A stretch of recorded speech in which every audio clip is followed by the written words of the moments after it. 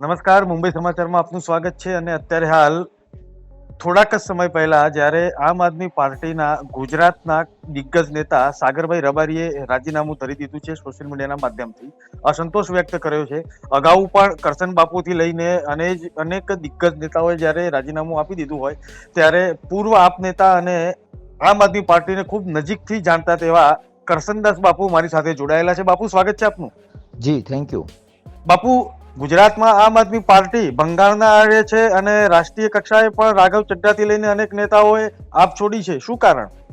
જી, હું 9 મહિનાથી કહેતો આવ્યો છું કે ખપે તો બેસણું જ ખપે, બીજું કંઈ ન ખપે. પાર્ટી હોય કે પરિવાર હોય, પરિપક્વતા, દીર્ઘદ્રષ્ટિ, લોકોની ચિંતા, લોકશાહીની ચિંતા, રાષ્ટ્ર પ્રત્યેની ભાવના, સમૂહ કેન્દ્રીય વલણ, આમાંથી કશું જ આમ આદમી પાર્ટીમાં છે નહીં. અને હું ઘણા સમયથી, મહિનાઓથી કહેતો આવ્યો છું કે જે લોકો વાસ્તવિકતા આમ આદમી પાર્ટીની જાણશે એ એક સેકન્ડ માટે પણ આમ આદમી પાર્ટીમાં નહીં રહે. જેના ભાગરૂપે મારા મિત્ર અને ખેતી ક્ષેત્રે નિષ્ણાંત એવા સાગરભાઈએ આજે રિઝાઇન કર્યું. હજી હું આજે કહું છું એવું નહીં, હું છેલ્લા 6-8 મહિનાથી કહું છું કે મીડિયાને દર 15 દિવસે, મહિને, અઠવાડિયે કંઈક નવા સમાચાર મળતા રહેશે.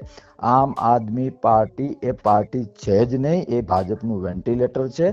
અને જે લોકો એમની અંદરની વાસ્તવિકતા જાણતા રહેશે એ તાલુકા લેવલે હોય, પ્રદેશ લેવલે હોય કે સેન્ટર લેવલે હોય, ટોટલ બેસણું શબ્દ વાપરું છું કે બેસણું થઈ જશે.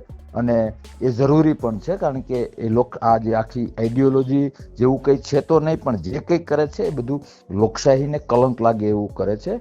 લોકો તો જાગૃત છે, સમજશે જ, પણ જીવનના પોતાના કલાકો, વર્ષો જે અધિકારીઓ, મતલબ કે પદાધિકારીઓ અને લોકો આમ આદમી પાર્ટી તરફ છે, એ બધાને વાસ્તવિકતા સમજાશે. એમ બધું વેર વિખેર થઈ જશે. કોઈ એમાં શું કહેવાય, આંખો પોળી થઈ જાય એવું કંઈ છે જ નહીં. જે લોકો વાસ્તવિકતા જાણે છે એને આ બધી જ ખબર છે. જી બાપુ, એક બીજો પણ સવાલ થાય છે કે જ્યારે ચૂંટણી આવે અને ચૂંટણી પતે ત્યાર પછી અસંતોષ આવતો હોય છે. વિસાવદરની ચૂંટણી હોય કે તે પહેલાની ચૂંટણી હોય, અનેક આમ આદમી પાર્ટીના નેતાઓએ ત્યારબાદ જ રાજીનામું આપવાનો દોર એક ચાલ્યો છે. તેનું શું કારણ? ખાસ કોઈની કોઈ મનમાની થતી હોય એવું લાગે છે તમને?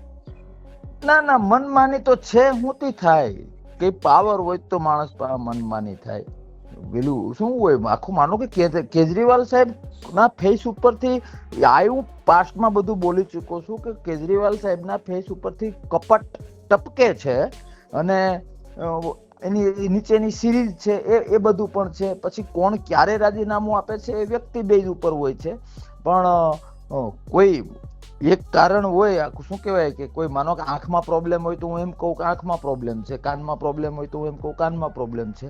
આ તો આખું બોડી લોકશાહી વિરુદ્ધનું છે. કોઈ શું કહેવાય, ટોટલ લોસ છે, ટોટલ લોસ. જે પ્રમાણે હું જે 9 મહિનાથી આ શબ્દો બોલતો આવું છું ને, દરેક દિલ્હીની વાત હોય, મારી વાત હોય, રાજુભાઈ કરપડાની વાત હોય, આજે સાગરભાઈની વાત હોય, આ બધી બાબતો મારી વાતને સત્ય સાબિત કરે છે, મારા સ્ટેટમેન્ટને સ્ટેમ્પિંગ કરે છે. હજી તમે સમય જવા દો, કશું જ નહીં વધે. જી, સોશિયલ મીડિયા પર જે પ્રમાણે કોમેન્ટ્સ આવી રહી છે સાગરભાઈના રાજીનામા બાદ, અત્યારે હાલ હું જોઈ રહ્યો હતો, તો એ કોમેન્ટ્સમાં મોટા ભાગના રાજકીય પંડિતો એવી કોમેન્ટ્સ કરી રહ્યા છે, અથવા તો પબ્લિક એવી કોમેન્ટ્સ કરી રહી છે કે માત્ર કેજરીવાલ અને ગોપાલ રાય જ બચશે તાળું મારવા માટે. આ સાચી વાત છે? જી, અને કરશન બાપુ ભાદરકા એ તાળું ગિફ્ટ કરશે. જી, આપ મુંબઈ સમાચારમાં અમારી સાથે જોડાયા તે બદલ આપનો ખૂબ ખૂબ આભાર.